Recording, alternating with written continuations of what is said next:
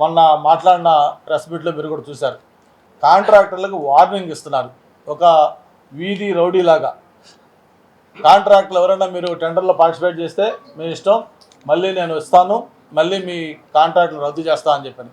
ఇది ఎంత దిగజారుడుతనం అంటే, నాకు తెలిసి ఒక స్వాతంత్రం వచ్చిన తర్వాత భారతదేశ రాజకీయ చరిత్రలో ఏ రాజకీయ పార్టీ, ఏ వ్యక్తి కూడా ఇంత దిగజారిపోయి మాట్లాడుతుంటాడు. మామూలుగా ఏదైనా పార్టీలు విమర్శించుకుంటాయి, పాలసీస్ మీద మాట్లాడతాయి, ఏమైనా గవర్నమెంట్ ఫెయిల్యూర్స్ ఉంటే మాట్లాడతాయి, అంతే తప్ప నేరుగా ఒక ప్రభుత్వంలో మీరు టెండర్లో పార్టిసిపేట్ చేయొద్దు, ఏదైనా ప్రభుత్వం ఒకటి అనౌన్స్ చేసి దాన్ని మీరు కోఆపరేట్ చేయొద్దు, మీరు చేసినా కూడా మళ్ళీ నేను అధికారంలోకి వచ్చిన తర్వాత మళ్ళీ నేను మిమ్మల్ని ఇది చేస్తాను, ఆ కాంట్రాక్ట్ రద్దు చేస్తాను, మళ్ళీ వెనక్కి తీసుకుంటానని చెప్పని ఒక ముఖ్యమంత్రిగా చేసిన వ్యక్తి, ఒక పార్టీ అధ్యక్షుడే నేరుగా మాట్లాడుతున్నాడంటే ఆయన యొక్క మానసిక స్థితి ఏంటో కూడా ఒకసారి మనందరం కూడా అర్థం చేసుకోవాలి.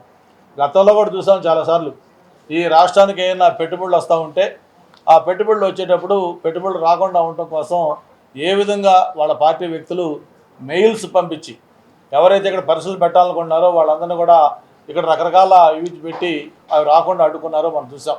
అవన్నీ కూడా అధిగమించి ఈరోజు ఆంధ్రప్రదేశ్ వైపు అందరూ కూడా చూస్తూ ఉన్నారు. ఇప్పటికే ఒక పక్క ఐటీ సంబంధించి విశాఖపట్నం ఒక కేర్ ఆఫ్ అడ్రస్గా మారిపోయింది. కొత్తగా గూగుల్ మొన్నే ఫైనలైజ్ అయింది. అంతకుముందు టీసీఎస్, కాగ్నిజెంట్, లేకపోతే సత్వా, సిఫీ, అదాని, ఇలా ఎన్నో ఐటీ పరిశ్రమలు విశాఖపట్నం చూస్తూ ఉన్నాయి. అంతేకాదు మరోపక్క టూరిజం ప్రాజెక్టులు వస్తూ ఉన్నాయి.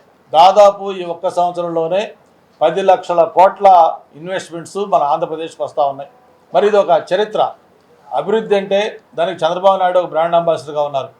ఏదైనా కొత్తగా భారతదేశానికి పరిశ్రమ రావాలంటే గతంలో గుజరాత్, లేకపోతే తమిళనాడు, మహారాష్ట్ర చూసేవాళ్ళు, ఈరోజు ఆంధ్రప్రదేశ్ వైపు చూస్తూ ఉన్నారు. దానికి ప్రధానంగా కారణం ఏంటంటే ఒక స్పీడ్ ఆఫ్ డూయింగ్ బిజినెస్ అని చెప్పి ఈరోజు ప్రభుత్వం చేస్తున్న ఫాలో అప్, ప్రభుత్వం క్రియేట్ చేస్తున్న అట్మాస్ఫియర్, వీటి వల్ల ఈ విధంగా అవుతూ ఉన్నాయి.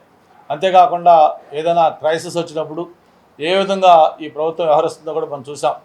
మరి గతంలో మనకి హుదూద్ వచ్చినప్పుడు చంద్రబాబు నాయుడు గారు విశాఖపట్నం వచ్చి, ఆ రోజు విశాఖపట్నం రావటం ఒక సాహసం.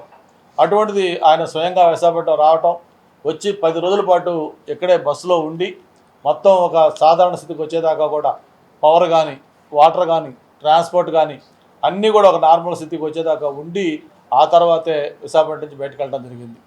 అందుకే ప్రజలు ఎప్పుడు కూడా పనిచేసే వ్యక్తిని గౌరవిస్తారు, ఆదరిస్తారు.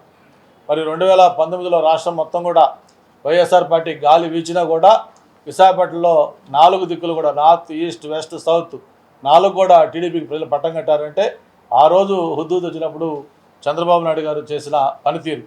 అలాగే ఈరోజు మనం నేపాల్లో మన తెలుగు వాళ్ళు అక్కడ చిక్కుని పోతే మరి 2 రోజుల పాటు మన యువనాయకులు లోకేష్ బాబు గారు తన టీం మొత్తం కలిపి ఒక రియల్ టైం గవర్నెన్స్ కమాండ్ కంట్రోల్లో కూర్చొని ఎప్పటికప్పుడు అక్కడ వాళ్ళతో మాట్లాడుతూ, ఓ పక్క కేంద్ర ప్రభుత్వంతో సమన్వయం చేసుకుంటూ, మరో పక్క ఎక్స్టర్నల్ అఫైర్స్ మినిస్టర్తో మాట్లాడుతూ, ఇంకో పక్క సివిల్ ఏవియేషన్ మినిస్టర్ కూడా కోఆర్డినేట్ చేసుకుంటూ మన తెలుగు వాళ్ళు ఎవరైతే అక్కడ చిక్కుని పోయారో వాళ్ళందరినీ కూడా వాళ్ళ గమ్యస్థానాలకి, వాళ్ళ నేటివ్ ప్లేసులకి తీసుకొచ్చి ప్రత్యేక విమానాల ద్వారా వాళ్ళని పంపించేదాకా కూడా ఎలా పనిచేశారో మనందరం కూడా స్వయంగా చూసాం. మన కార్పొరేటర్ గారు పివి కూడా ఇక్కడే పక్కనే ఉన్నాడు. నిన్న సాయంత్రం సింహాచలం నుంచి కూడా కొంతమంది వెళ్ళారు, వాళ్ళతో కూడా మాట్లాడడం జరిగింది. వాళ్ళు కూడా చెప్పారు, చాలా ప్రాణాలు అరచేతిలో పెట్టుకుని భయంతో బెక్క చచ్చిపోయి ఉన్నారు. ఎప్పుడైతే నారా లోకేష్ గారు వాళ్ళ టీం మొత్తం కూడా దీని మీద ఒక కంట్రోల్ రూమ్ పెట్టి ఒక టోల్ ఫ్రీ నెంబర్ ఇచ్చి మొత్తం వాళ్ళతో మానిటర్ చేస్తూ ఎప్పుడైతే దాన్ని మొత్తం కూడా టేక్ ఓవర్ చేశారో అప్పుడు వాడికి ఒక ధైర్యం వచ్చింది. వాళ్ళందరూ కూడా చెప్పడం జరిగింది, మాకు ఎప్పుడైతే లోకేష్ గారు మాట్లాడుతున్నారని చెప్పారో అప్పటి నుంచే మాకు నమ్మకం పెరిగింది సార్, మేమంతా కూడా రిలీఫ్ అయ్యాం, మేమందరం కూడా చివరికి ప్రత్యేక విమానం ద్వారా విశాఖపట్నం తీసుకొచ్చారు, మళ్ళీ అక్కడి నుంచి కూడా వెహికల్స్ పెట్టి ఎస్కార్ట్ ఇచ్చి మా ఇంటి దగ్గర మమ్మల్ని దింపేసి వెళ్ళిపోయారు. ఇది ప్రభుత్వం సార్ అని చెప్పని వాళ్ళ కళ్ళల్లో, వాళ్ళ మాటల్లో ఆ ఆనందం కనిపిస్తూ ఉంది. మరి ఇవన్నీ కూడా ఎందుకు చెప్తాను అంటే, ఒక పనిచేసే ప్రభుత్వం యొక్క పనితీరు ఈ విధంగా ఉంటుంది. ఆ రోజు హుద్దూద్ కావచ్చు, మొన్న విజయవాడలో వరదలు కావచ్చు, మరి నిన్న నేపాల్ సంఘటనలు కావచ్చు, ఇట్లా ఎక్కడ క్రైసిస్ ఉన్నా కూడా దాన్ని ప్రభుత్వం బాధ్యత తీసుకొని హ్యాండిల్ చేస్తున్న విషయాన్ని కూడా తెలియజేసుకుంటూ